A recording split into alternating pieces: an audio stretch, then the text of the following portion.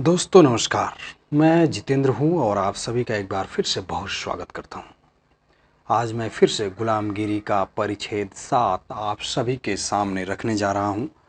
मुझे आशा है कि जिस तरीके से आप लोगों ने 1 से लेकर परिच्छेद 6 तक 1 से लेकर 6 तक जिस तरीके से आप लोगों ने सुना है, उसको लाइक किया है, शेयर किया है, सब्सक्राइब किया है, उसी तरीके से इस पार्ट को भी आप सभी देखेंगे और बहुत सारा प्यार आप लाइक के माध्यम से, शेयर के माध्यम से देंगे।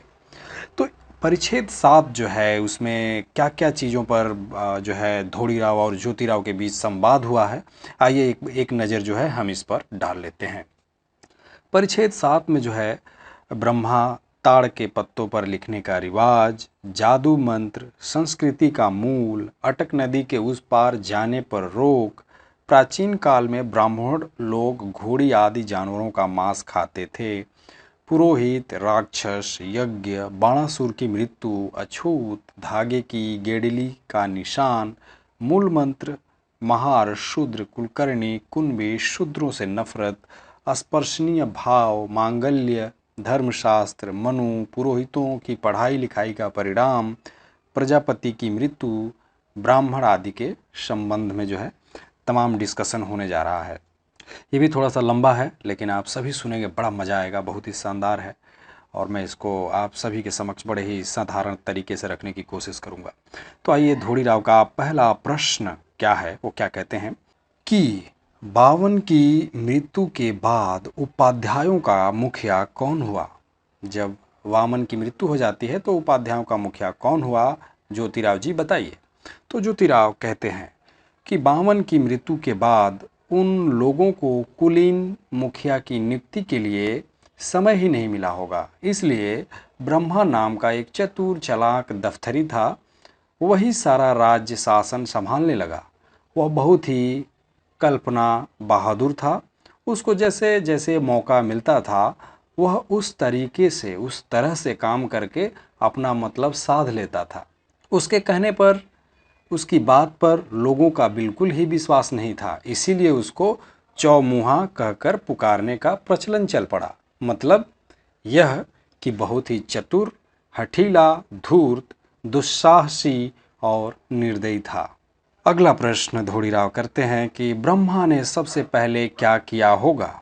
ज्योतिराव जवाब देते हैं, ब्रह्मा ने सबसे पहले ताड़ वृक्ष के सूखे पत्तों पर कील से कुरेद कर लिखने की जो तरकीब है उसको खोज निकाली और उसको जो कुछ ईरानी जादू मंत्र और व्यर्थ की नीरस कहानियाँ याद थीं, उनमें से कुछ कहानियाँ उसमें मिलाकर उस काल की सर्वकृत यानी कि चालू भाषा में आज की जो पारसी, बैती जैसी छोटी छोटी कविताओं की रचना की और सबका सार ताड़ वृक्ष के पत्तों पर लिख दिया।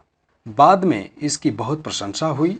उसी की वजह से यह धारणा प्रचलित हुई कि ब्रह्मा के मुंह से ब्राह्मणों के लिए जादू मंत्र विद्या का प्रादुर्भाव हुआ है, यानी कि उदय हुआ है। उस समय उपाध्याय लोग बिना भोजन पानी के मरने लगे थे, इसी की वजह से वे लोग लुके छिपे ईरान में भाग गए, यानी ईरान भाग गए।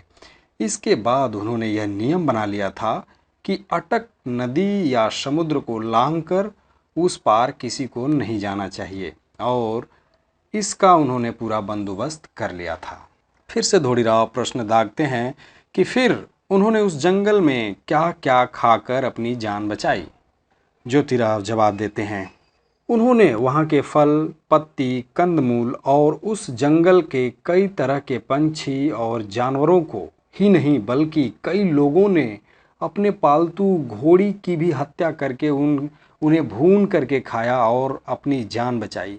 इसीलिए उनके रक्षक उन्हें भ्रष्ट कहने लगे। बाद में उन पंडों ने कई तरह की कठिनाइयों में फंस जाने की वजह से कई तरह के जानवरों के मांस खाए, लेकिन जब उन्हें उस बात की लज्जा आने लगी तब उन्होंने किसी भी प्रकार का मांस खाने पर रोक लगा दी होगी।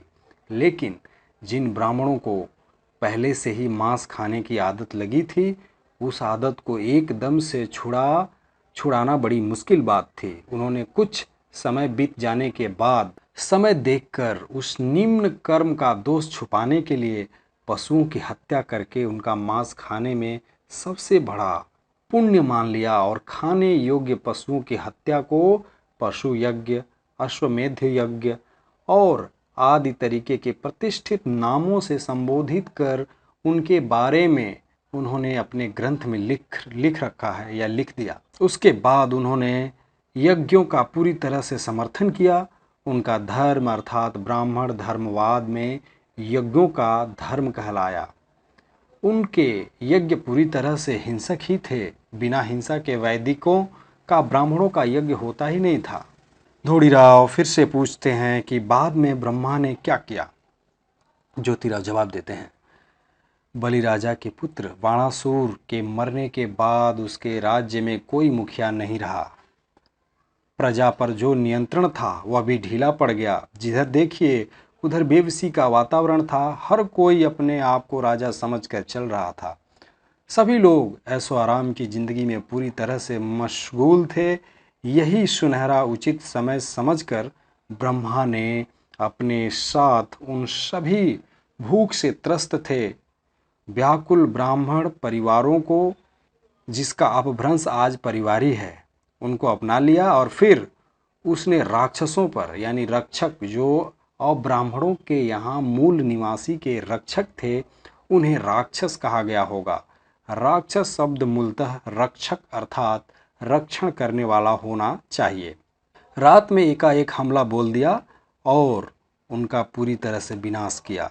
बाद में उसने बाणासुर के राज्य में घुसने से पहले इस तरह सोचा होगा कि आगे न जाने किस तरह की मुसीबत आने वाली है, तो हम सभी को इधर उधर तितर बितर होना पड़े। उसमें हमको अपने अपने परिवार को पहचानने में कठिनाई हो सकती है। इसलिए ब्रह्मा ने अपने परिवार के सभी लोगों के गले में 6 सफ़ेद धागों से बने रस्से को अर्थात जाति निर्देशित निशान, मतलब जिसको आज ब्राह्मण लोग ब्रह्मसूत्र कहते हैं, जनेऊ कहते हैं, उसको उसने हर ब्राह्मण के गले में पहना दिया। उस जनेऊ के लिए उसने उनको एक जाति निर्देशित मूल मंत्र दिया जिसको गायत्री मंत्र कहा जाता है।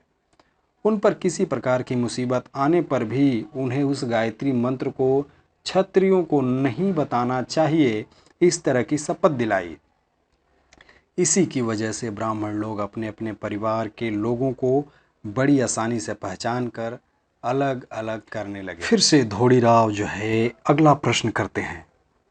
वो कहते हैं कि उसके बाद ब्रह्मा ने और क्या क्या किया। ज्योतिराव फिर से जवाब देते हैं, ये ब्रह्मा ने अपने उन सभी पारिवारिक ब्राह्मणों को साथ में लेकर बाणासुर के राज्य में घुसपैठ किया, फिर हमला किया। उसने वहाँ के कई छोटे बड़े सरदारों के हौसले नाउम्मीद कर दिए। उसने अधिकांश भूक्षेत्र अपने अधिकार में ले लिया और युद्ध में कमर कसकर लड़ने वाले महारी, यानी आज उस शब्द का अपभ्रंश रूप महार है, क्षत्रियों के अलावा जो लोग उसकी चंगुल में आ गए थे, उन सब का कुछ उसने छीन लिया, सब कुछ छीन लिया। और बाद में उसने सत्ता की गर्मी में उस शब्द शूद्र लोगों, जिसका अपभ्रंश रूप शूद्र है, को अपना गुलाम बनाया।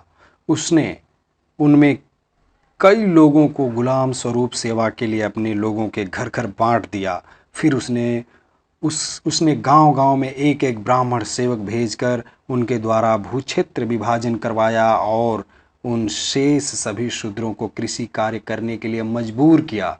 उसने इस कृषक शूद्रों को जिंदा रखने के लिए जमीन की उपज का कुछ हिस्सा स्वयं लेकर शेष भाग इन स्वामियों को दे देने का निर्णय बनाया। इसी की वजह से उन ग्राम सेवक ब्राह्मण कर्मचारियों का नाम कुलेकर्णी, जिसका अपभ्रंश रूप कुलकर्णी हो गया, और उसी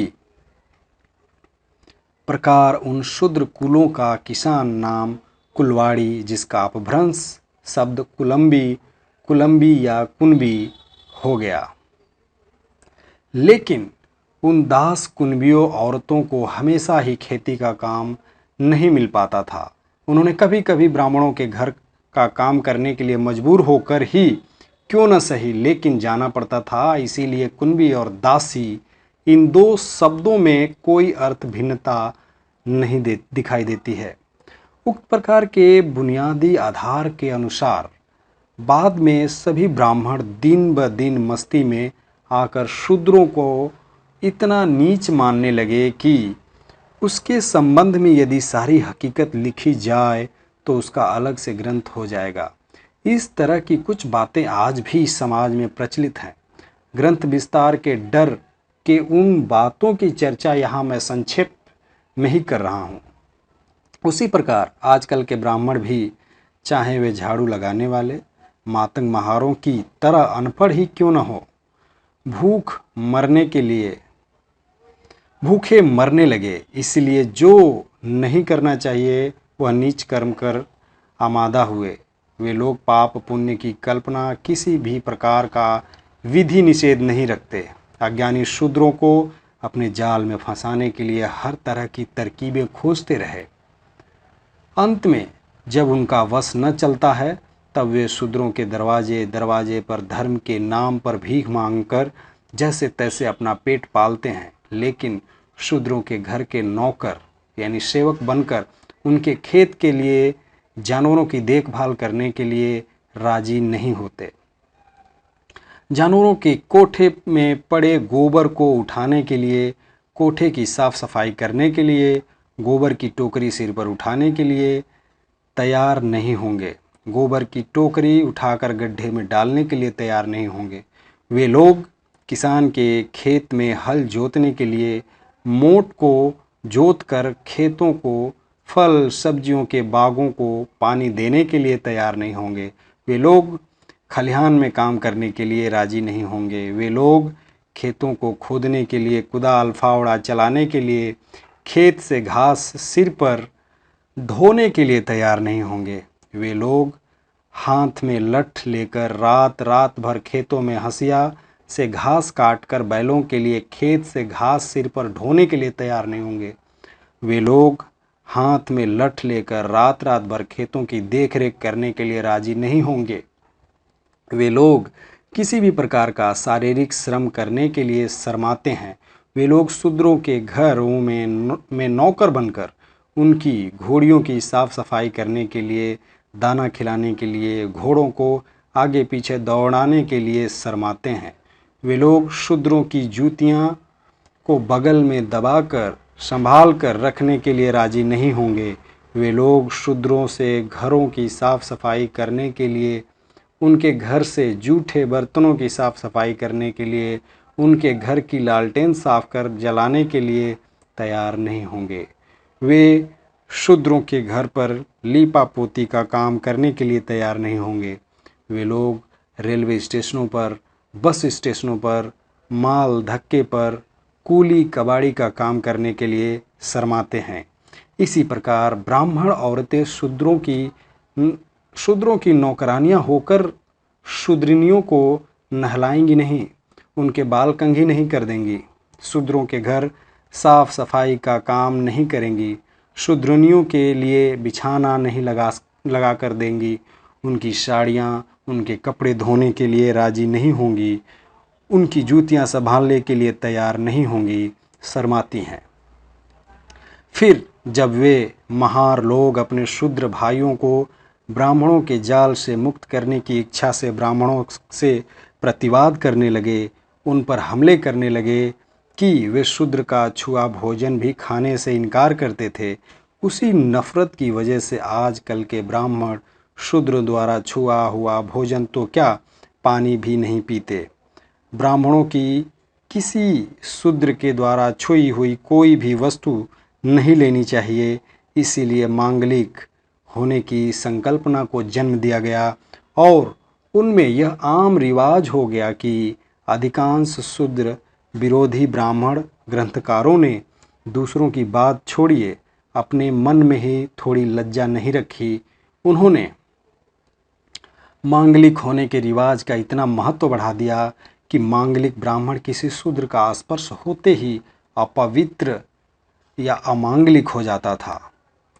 इसके समर्थन के लिए उन्होंने धर्मशास्त्र जैसी कई अपवित्र भ्रष्ट किताबें लिखी। ब्राह्मणों ने इस बात की भी पूरी सावधानी रखी कि शूद्रों को किसी भी तरह पढ़ना लिखना सीखना नहीं चाहिए, उन्हें ज्ञान ध्यान नहीं देना चाहिए, क्योंकि कुछ समय बीत जाने के बाद यदि शूद्रों को अपने बीते हुए काल के श्रेष्ठतम की स्मृतियाँ हो गई, तब वे कभी न कभी उनकी छाती नोचने के लिए कोई भी कसर बाकी नहीं रखेंगे, उनके खिलाफ बगावत विद्रोह करेंगे। इसलिए उन्होंने शूद्रों को पढ़ने लिखने से, ज्ञान ध्यान की बातों से दूर रहने के पूरा षड्यंत्र रचा था। उन्होंने अपने धर्मशास्त्रों में शूद्रों के पढ़ने लिखने के खिलाफ विधान बनाया। उन्होंने इतना ही नहीं, बल्कि कोई ब्राह्मण यदि धर्म ग्रंथ का अध्ययन कर रहा हो तो उसके अध्ययन का एक शब्द भी शूद्रों के कान तक नहीं पहुंचना चाहिए, इस बात की भी पूरी व्यवस्था उन्होंने की थी। और इस तरह का विधान भी उन्होंने अपने धर्मशास्त्रों में लिख रखा था कि इस तरह के कई प्रमाण मनुस्मृति में मौजूद हैं। इसी आधार पर आजकल के मांगलिक ब्राह्मण भी उसी तरह की अपवित्र भ्रष्ट किताबों को शूद्रों के सामने नहीं पढ़ते। लेकिन अब समय में कुछ परिवर्तन आ गया है। अब जबकि ईसाई समझी जाने वाली अंग्रेज सरकार की धाक से शिक्षा विभाग के पेटू ब्राह्मणों को अपने मुंह से यह कहने की हिम्मत ही नहीं होगी कि वे शूद्रों को पढ़ना लिखना नहीं चाहिए, फिर भी वे लोग अपने पूर्वजों का लुच्चापन हरामी खोर लोगों के सामने रखने की हिम्मत नहीं दिखाएंगे। उनमें आज भी यह हिम्मत नहीं है कि शूद्रों को सही समझ देकर अपने पूर्वजों की गलतियों को स्वीकार कर और अवास्तविक महत्व न बताएं। उनको आज भी अपने झूठे इतिहासकार पर गर्व है। वे स्कूलों में शूद्रों के बच्चों को सिर्फ काम चलाऊं व्यवहारिक ज्ञान की बातें भी नहीं पढ़ाते, लेकिन वे शूद्रों के बच्चों के मन में हर तरह की फालतू देश अभिमान देश गर्व की बातें पढ़ाते रहते हैं और उनको पक्के अंग्रेज राजभक्त बनवाते हैं। फिर वे अंत में उन शूद्रों के बच्चों को शिवाजी जैसे धर्म भोले अज्ञानी शूद्र राजा के बारे में गलत सलत बातें सिखाते रहते हैं। शिवाजी राजा ने अपना देश मलेच्छों से यानी मुसलमान मुक्त करवाकर गौ ब्राह्मणों का कैसे रक्षण किया, इस संबंध में झूठी मनगढ़ी कहानियाँ पढ़ाकर उन्हें खोखले स्वधर्म यानी ब्राह्मण धर्म के अभिमानी बनाते हैं। ब्राह्मणों के इसी षड्यंत्र की वजह से शूद्र समाज की शक्ति के अनुसार जोखिम के काम करने लायक विद्वान नहीं बन पाते। इसका परिणाम यह होता है कि कई सभी सरकारी विभागों में ब्राह्मण कर्मचारी अधिकारियों की भी भीड़ समा जाती है। सभी सरकारी सेवाओं का लाभ इन्हीं ब्राह्मणों को मिल जाता है और शूद्र समाज के लोग इन सरकारी नौकरियों में सरकारी सेवाओं में न आ पाएँ, इसलिए इतनी सफाई से चतुराई से जुल्म जातियाँ करते हैं कि यदि इस संबंध में पूरी हकीकत लिखी जाए तो कलकत्ते में नील की खेती के बगानों में काम करने वाले मज़दूरों पर अंग्रेज़ लोग जो जुल्म करते हैं वह 1000 में एक आध आना भी नहीं भर पाएगा। अंग्रेजी राज में भी चारों ओर ब्राह्मणों के हाथ में यानी नाम मात्र के लिए टोपी वाले सत्ता होने की वजह से वह अज्ञानी और शूद्र रैयत को भी नहीं बल्कि सरकार को भी नुकसान पहुंचाते हैं। और वे लोग आगे सरकार को नुकसान नहीं पहुंचाएंगे इसके बारे में भी निश्चित रूप से भी नहीं कहा जा सकता। ब्राह्मणों के इस व्यवहार के बारे में सरकार को भी जानकारी है, फिर भी अंग्रेज़ सरकार अंधे का स्वांग लेकर केवल ब्राह्मण अधिकारियों कर्मचारियों के कंधों पर अपना हाथ रखकर उनकी नीति से चल रही है। लेकिन अंग्रेज़ सरकार को ब्राह्मणों को इसी नीति से गंभीर खतरा पैदा होने की संभावना है। इस बात को कोई नकार नहीं सकता। तात्पर्य यह कि ब्रह्मा ने यहाँ के मूल क्षेत्रवासियों को अपना गुलाम बना लेने के बाद इतनी मस्ती में चढ़ गया था कि उपहास करने की दृष्टि से महारियों का नाम प्रजापति रख दिया। यह तर्क निकाला जा सकता है, किंतु ब्रह्मा के बाद आर्य लोगों का मूल नाम भट्ट लुप्त हो गया और बाद में उनका नाम ब्राह्मण हो गया। तो दोस्तों यहाँ पर जो है परिच्छेद 8 जो है वो यहाँ पर समाप्त होता है। और ये ऑडियो कैसी लगी आप प्लीज़ हमें कमेंट करके बताइए। और ये धोड़ीराव ज्योतिराव का संवाद कैसा था ये आप सभी मुझे कमेंट करके बता सकते हैं। देखते रहिए न्यूज़ स्पैन को, आगे भी हम आप सबसे इसी तरीके की चीज़ें लेकर के आते रहेंगे, रूबरू होते रहेंगे, अगला पार्ट भी लेकर के आएंगे। तब तक के लिए बहुत बहुत धन्यवाद, बहुत शुक्रिया। देखते रहिए न्यूज़ स्पैन को। Thank you.